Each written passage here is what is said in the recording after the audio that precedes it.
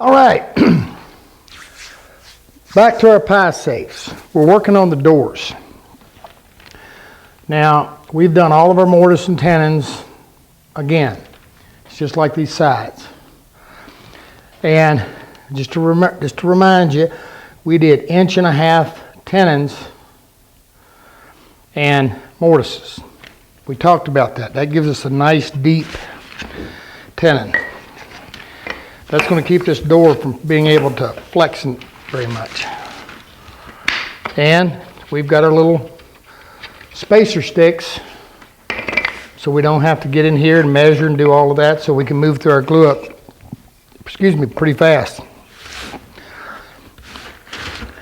Now the only reason I'm going to show you is, again, it's absolutely no different than you did the sides. Just again, make sure you do that diagonal measurement and make sure everything is square and everything is flat and level.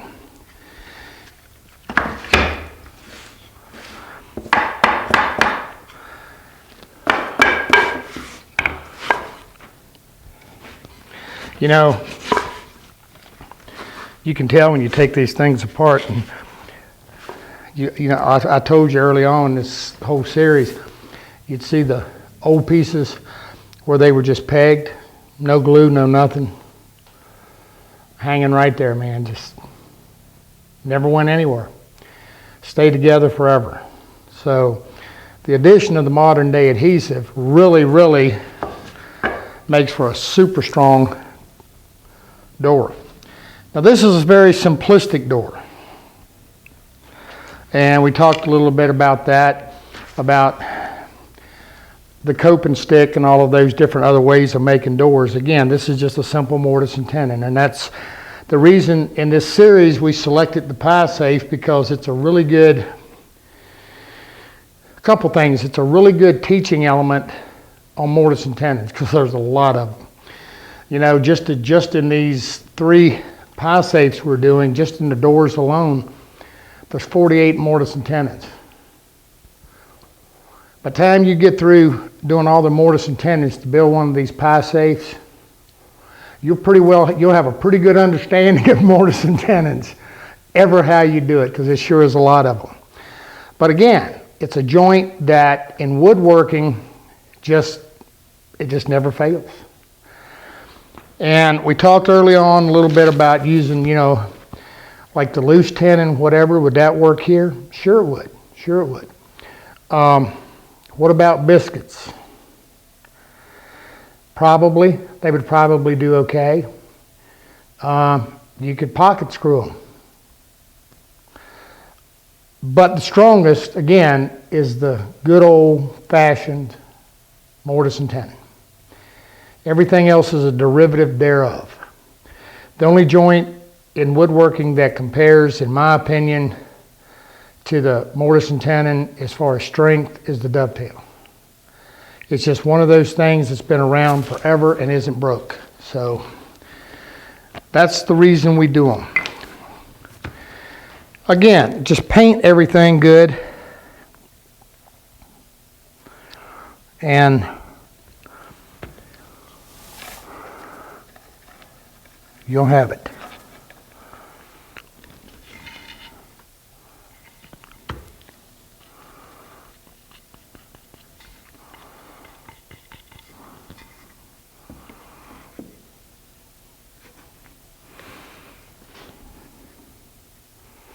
Now, yeah, we had to play with a little bit with our mortises and our tenons, get everything, you know, chisel them, clean them a little bit. You always seem to, you know, using a mortiser, you always seem to have to tweak just a little bit. That's okay. That's the fun part. That's the woodworking part.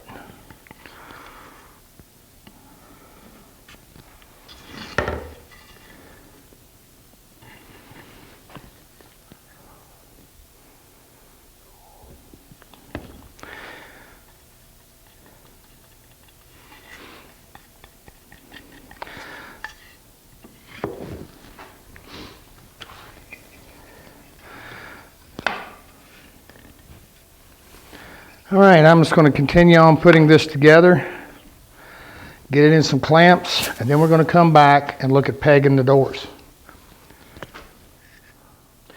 All right, I want to get my doors pegged. What I've done is I went through, I've came about 5/8 of an inch from the joint out. On the 3-inch bottom rail, I'm putting 2. Now remember, you've got a 1/2 inch offset on your tenon, as well as in here where the tin's going to go. So make sure you come in far enough, but you don't want to get them too close together. I'm about 1.25 inches, 1.5 inches apart. The 2.5 ones, I'm just going dead center. And again, center of the rail, about 5/8 of an inch out. Now, you don't have to go all the way through on these, but its problem is that using a brad point bit, which is what you want to use, but you want to make sure that when you do this that you're grabbing, let me get a, you want to make sure that you're going through the tenon into the bottom. You want that sheer pin. And if you look at that, it kind of makes it pretty difficult to do. So now could you drill it with a little flat bottom Forstner bit? Of course. But in this case, we're just going to let it go all the way through. Now, and I could tell you about, I don't remember the dates, but in the early days, you saw the pegs go all the way through, then later they didn't go through, and you get into looking at some of the history and whatever. It's kind of interesting if you like that sort of thing. But anyway, we're going to let them go through. Now, in order to drill this and not get a tear out in the back, we definitely want some caulk. We want a backer under here. We want something that's going to prevent us from chipping out and tearing out the back. Just simply taking something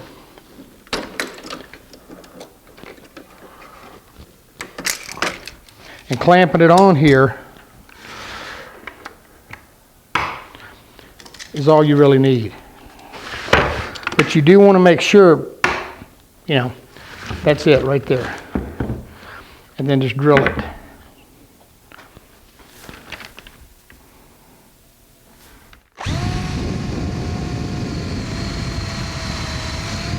Now I'm using a 1/4 inch bit.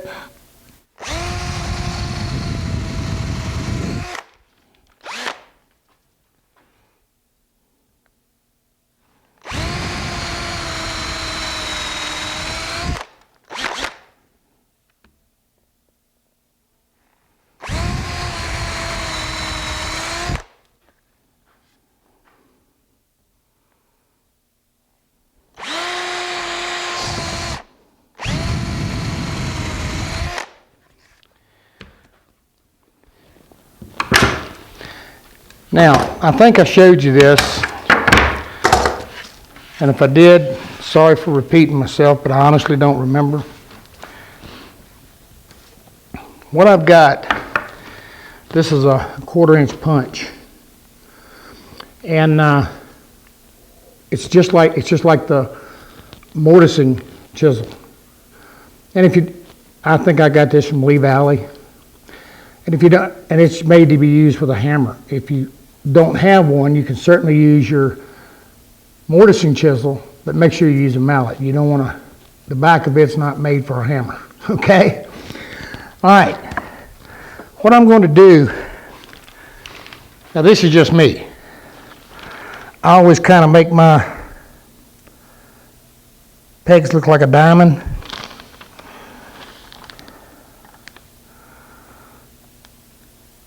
And you got to be kind of careful. Now I've got a 1/4 inch bit here, 1/4 inch punch, and a 1/4 inch hole. So I've got to be careful to get the hole covered. And the only thing this does is it makes a little nicer defined peg.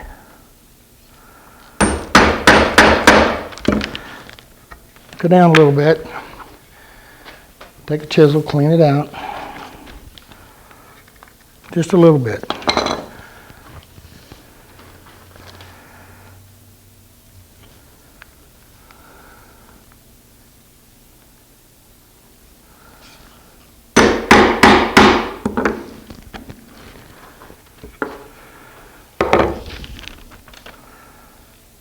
If you don't get that hole just perfect, don't worry about it.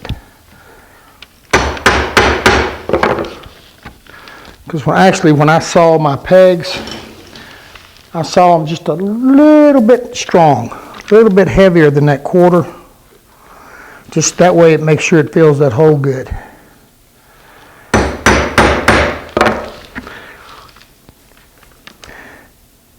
And you guys that like to do a lot of the green and green style or the contemporary stuff, where you're using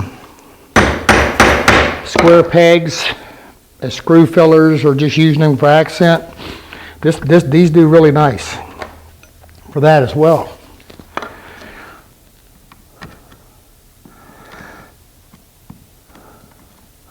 You can put a square peg in a round hole. You really can. I've done it a lot.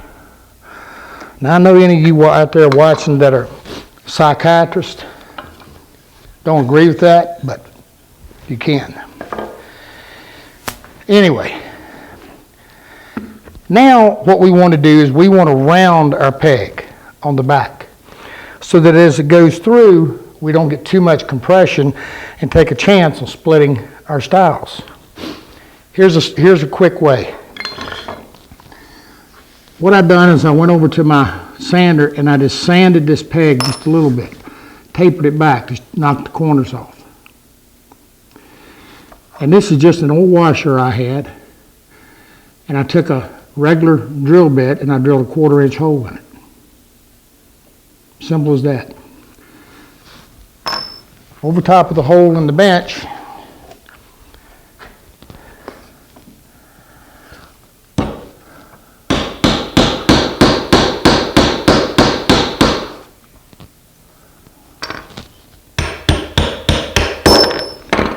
I now have a nice little peg. Now you see the curl on it? Take a knife and just knock the curl off.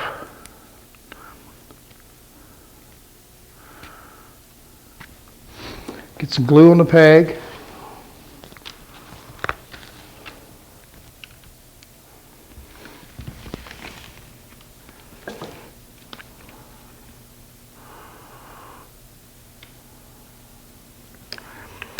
Drive it in. Now, here's another tip. Use a hammer to drive it. A mallet will bounce. And that's not good.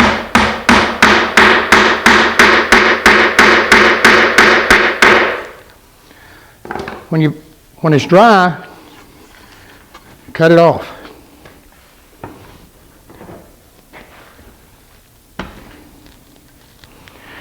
Here's what it kind of looks like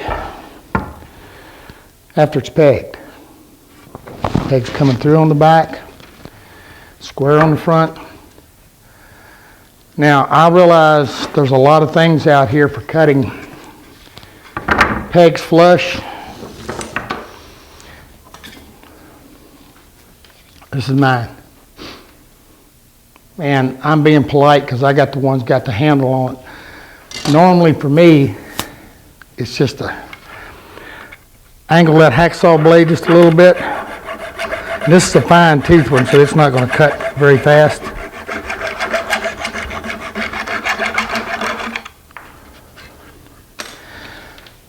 And now, most of the other saws are designed, these don't like to cut really tight to the surface. But that doesn't matter, because what I'm going to wind up doing is I'm going to wind up sanding to the surface. Let me get a little damp cloth real quick and let me show you. Now, as you can see, we have a nice defined square peg. In the back, we just have a round peg. All it is to it. Again, the amount of strength that this adds to that joint is unreal. But I'm going to say this again. It's not something with the modern day adhesives, assuming your joint is fitting good, that you need to do. You don't have to. In the case of the pie safe, because it's a very period, if you will, or traditional piece, typically the doors and whatever were pegged. And So, keeping with that flavor, that's why we're doing it.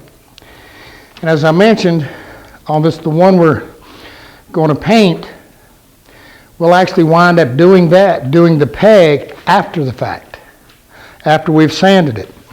And the reason for that is we're going to leave that peg just a little, stick out just a little bit, kind of round the top off with our random orbit sander. And then when we do our antiquing, if you will, it's going to wear through, and it'll give us a neat little look and make the peg show. Another thing you can do, and I think that's what I'm going to do in the poplar one, is you can use an adverse wood. In the case of the oak here, we used oak, and you want a nice straight grain. You want a good hardwood. And once this is stained, those pegs because it's an end grain, they're going to show darker. If I really want to accent it more, which I do in the cherry, then I may use a piece of, in the poplar one, I may use a piece of nice red cherry. Or I could use some walnut or something. Just something to give me more accent. Again, it's a situation where it's a decorative element as well as a structural element. And it makes for good construction. Okay. Now, one of the things I told you is I wanted to get the doors done now, because I'm going to get everything sanded and cleaned up, and then I'm going to know the exact thickness of my door. And I want to cut that little notch in here for my door closure. Then we want to glue up and assemble the actual carcass. Then that's what we're going to do just in a few minutes. So we'll be back. All right, I got all the doors cleaned up and ready to go. And as you can see, they're all set nice and flat. Exactly what we want. Now it's time to focus our attention on going ahead and getting the cases assembled. And we talked about this little reveal we want to cut in here for the doors. So that's our next step. And that looks like to me we're ready to glue some cases, put some cases together. So, all right. Again, here's the doors.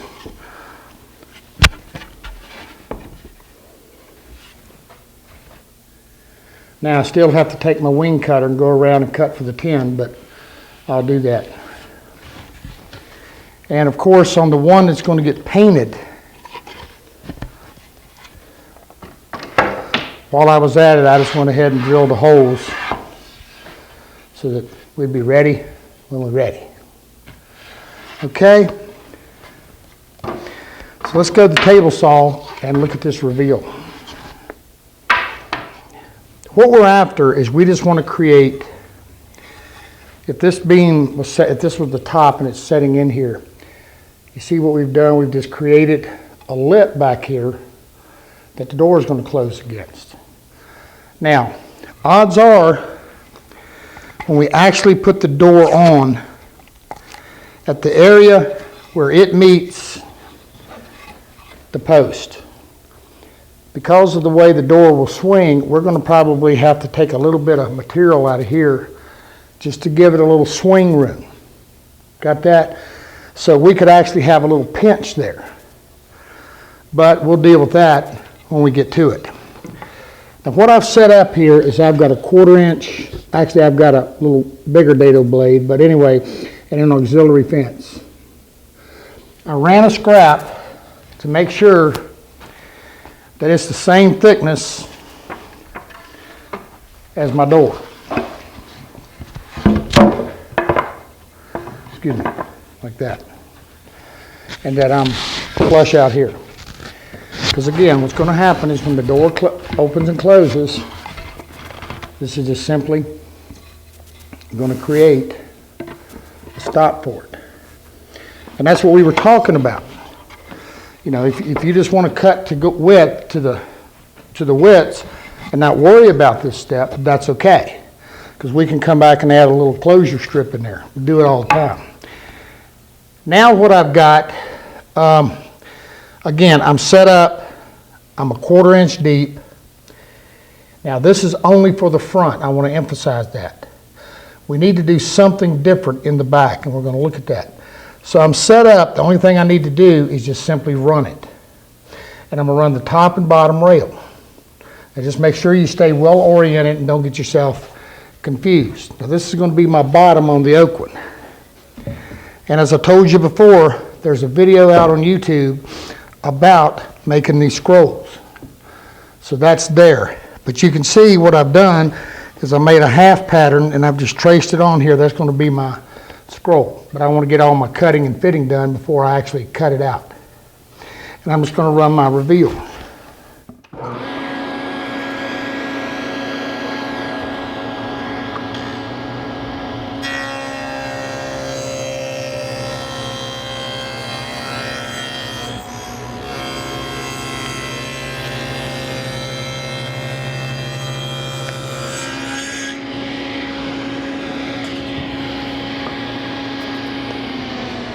That's all that amounts to. So the door will close against that. I'm going to do the same thing on the top. Then we're going to come back and look at what we do to the back. All right, on the back. Now again, let me make sure you got this. All this is a notch in here, and our door is going to sit right here. But on the back, where we're going to be mounting, this will be the top, this will be the rail coming across the back, and our back is actually going to attach in here. So we'll either be nailing it or screwing it. Now, and I told you that a pie safe, because again, they're kind of lanky, they're wide, they've only got, you know, they don't have a lot of structure. So they try to rack. So there's some ways to help that, and this is one. A couple reasons. So we're going to make a notch that our back's going to set into.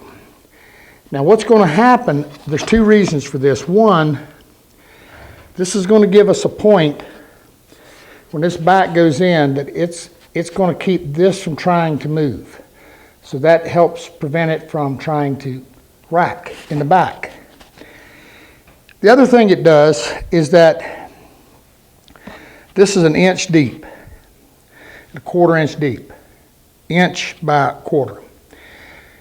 The other thing that this is going to do is that it gives us plenty of material here to either screw or nail into.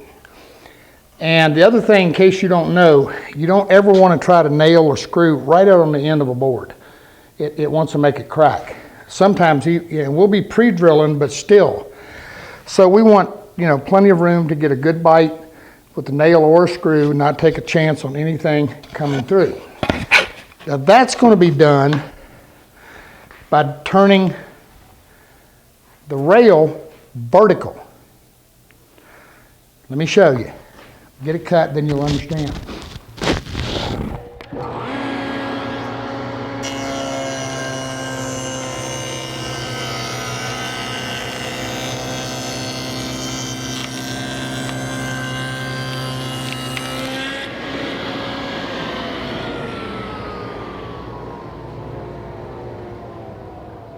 All right, let me move this so that you'll get the picture.